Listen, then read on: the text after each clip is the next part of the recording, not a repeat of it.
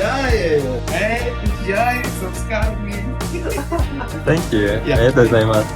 Waktu itu aku lagi travel ke Bangladesh kan, terus sempet stuck sama supir kayak bajai gitu. Nah itu aku minta tolong dia yang ngomong, akhirnya bisa dapat harga yang lebih fair, dan yang paling penting nyampe ke tujuanku, karena itu udah khawatir banget bakal diculik.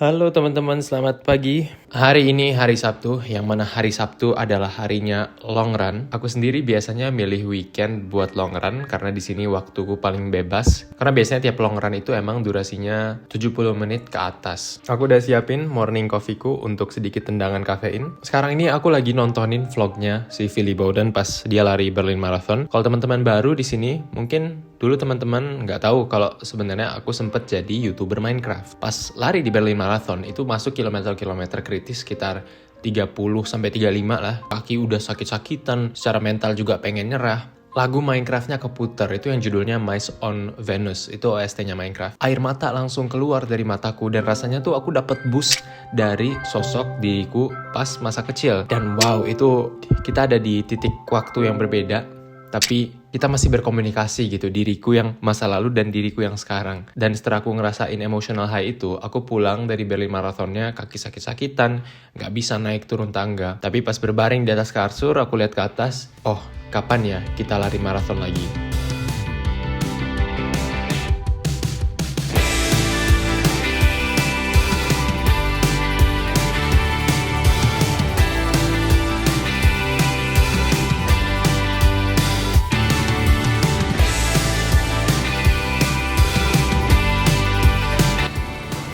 Take the biggest one.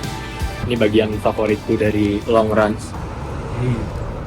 Ini fitku hari ini, atasannya dari Optimistic Runners. Ini kayak semacam apparel kecil-kecilan menengah gitu di Berlin, semacam startup. Yang kusuka dari baju ini adalah cuttingannya. Crop ini ngebuat kakinya terlihat lebih panjang. Celananya dari Brooks. Terus yang penting sebenarnya dari celana ini tuh ada kantong-kantongannya gini. Aku selalu bawa HP emang, karena kebanyakan dari lariku emang dengerin sesuatu, entah musik atau podcast. Oh ya, untuk kacamata aku pakai dari Gooder Running.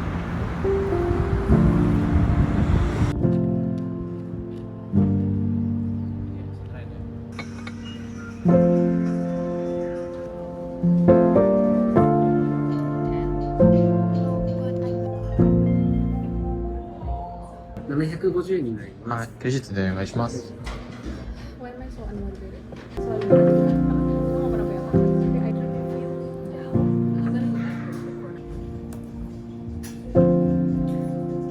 Tadi aku sampai kalap beli beberapa hal.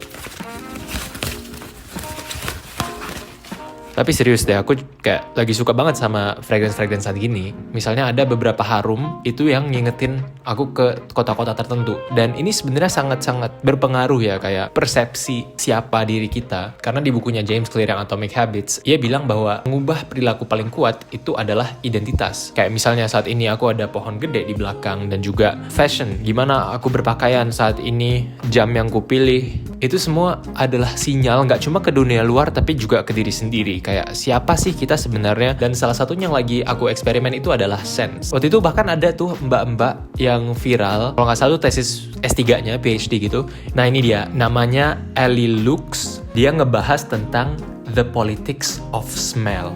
Ternyata fragrance dan harum-haruman tuh bisa punya impact sebegitunya. Ini harum yang ku beli namanya Mimosa Blend dari Muji. Bentuknya sih cukup estetik ya, cuma aku nggak tahu gimana cara pakainya. Waktu itu beli sumpit gini, ada 6 stick, tapi aku lihat di displaynya tuh dia cuma masang 3. Aku nggak tahu gimana caranya nih. Jujur aja aku masih belum tahu ditaruh di mana buat impact maksimal ya, cuma ya ditaruh di sini bakal estetik. Jadi kalau aku masuk pintu ya, langsung kecium aroma-aroma mimosa itu. Terus juga ternyata ngedekor tempat sendiri itu seseru itu. Jujur pas aku pindah ke space ini, aku nggak nyangka bagian sini tuh bakal berguna banget buat video. Ternyata banyak dapet pujian dari teman-teman kalau space-nya lumayan asik sekarang. Jadi nggak cuma duduk doang, tapi ada space buat jalan-jalan dan experience sesuatu yang beda. Check in the back and he's with the police uniform. Where is Anna Marie? It's made out of roti. You know the Sri Lankan roti, like you have Yeah. Sri Lankan roti. It's actually one of the best dishes I've had, like, Yeah. in my life. Like, And you actually, have tried it in Sri Lanka as well, right? yeah. I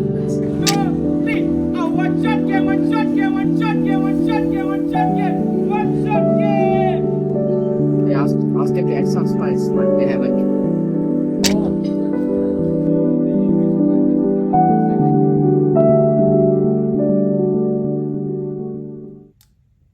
Aku nyoba tidur tuh 7 jam sebenarnya. Cuma entah kenapa ini tiap 5 jam badanku otomatis bangun sendiri. Jadi nggak pernah dapet tuh angka tidur yang 7 jam, 8 jam. Jadi tiap hari tuh selalu ngantuk gini. Nih aku udah bikin kopi pertamaku hari ini.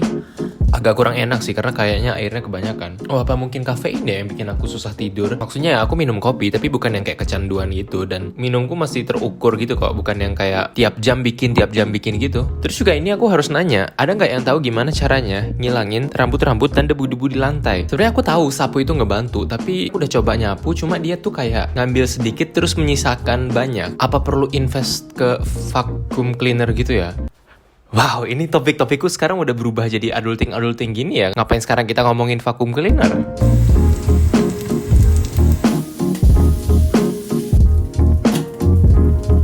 Sekarang kan aku tinggal sendiri ya, jadi tiap kali beli sayuran yang fresh tuh selalu basi karena nggak sempet dimakan. Jadi life hacknya adalah untuk beli sayuran yang frozen gini. Aku nggak tahu seberapa sehat dia atau kandungannya seasli apa, tapi setidaknya ini ngebantuku untuk tetap makan sayur dengan jumlah yang cukup.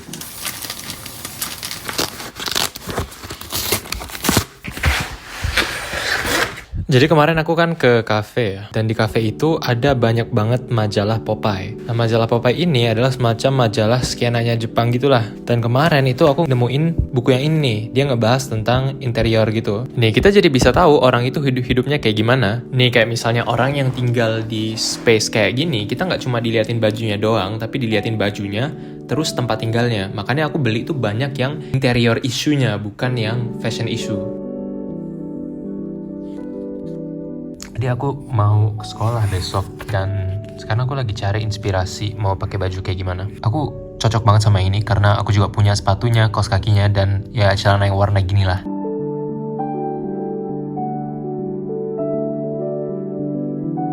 Sebenarnya aku harusnya larinya tadi sih, cuma kayaknya ini tuh hari malesku dan satu tugas kuliahku belum juga aku kerjain sampai sekarang.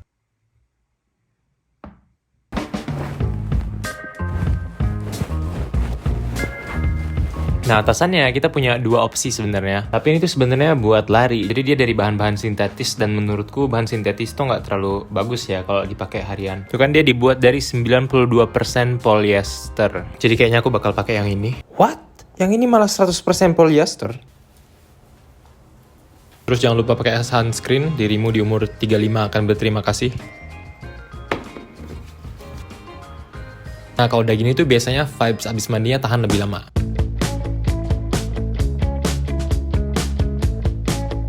700 yen dapatnya apa aja?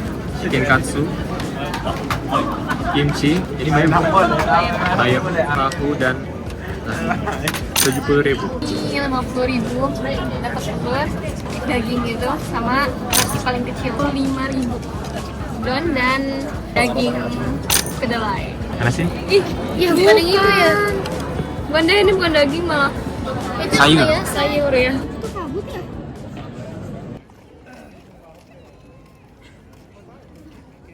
Right, so they decide whether to invest money or not. Aku ada satu kelas panjang hari ini, itu adalah kelas International Political Economy. Ini salah satu kelas yang paling aku suka, karena aku merasa belajar banyak banget di sini. Materi yang lagi aku pelajari sekarang itu adalah World Systems Theory. Intinya ini adalah teori yang membagikan negara-negara di dunia itu ke beberapa bagian, misalnya negara core, peripheral, dan semi-peripheral. Ada negara core itu adalah negara-negara yang kayak kita tahu di Amerika, Uni Eropa, pokoknya negara-negara yang kita kenal sebagai negara maju, makmur, kaya gitulah. Kemudian ada negara kayak kita nih di Indonesia. Kalau misalnya kita anggap tuh negara luaran aja lah yang tugasnya adalah untuk melayani inti. Contoh yang dibahas tuh value chain-nya kopi misalnya. Indonesia tuh terjebak cuma di ekspor biji-biji mentah kopi doang yang harganya murah. Yang proses termahal dari industri atau value chain coffee ini adalah bagian branding, roasting, dan semacamnya. Dan kita tuh nggak boleh untuk melakukan itu. Kalau misalnya kita melakukan itu, pas kita ekspor nanti dikasih tarif gede banget. Jadi siapa yang boleh mendapatkan keuntungan terbanyak? Ya negara-negara yang core tadi, yang inti tadi. Mereka bikin buat Starbucksnya, ininya, itunya. Sedangkan kita cuma bisa nikmatin omset yang kecil dari penjualan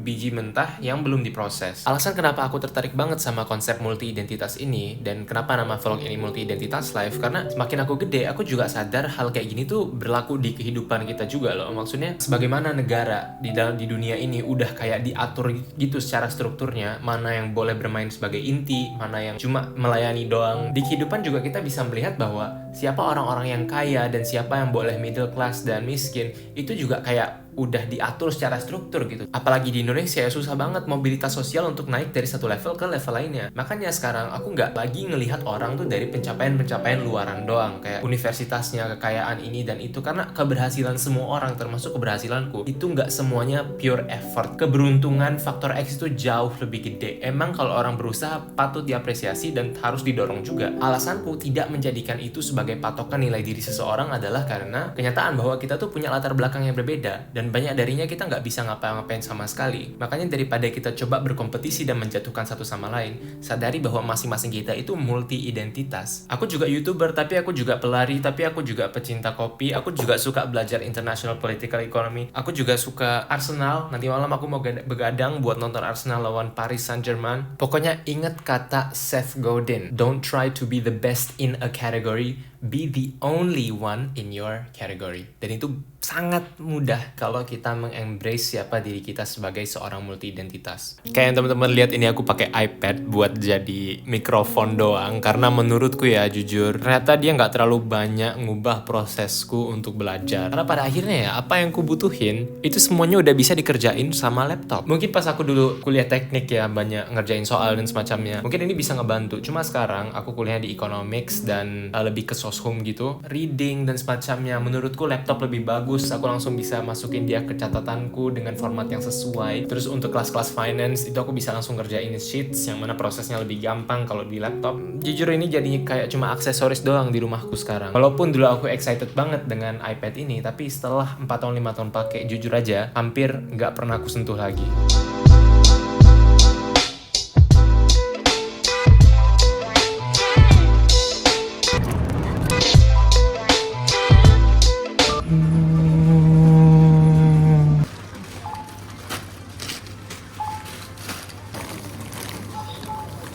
Dibandingin naik bus ya atau kendaraan lain-lainnya, aku lebih suka naik sepeda sebenarnya kemana-mana. Dan ini tas surprisingly sangat-sangat kuat ya. Ini aku beli di Aldi, kayak supermarket chain di Jerman gitu.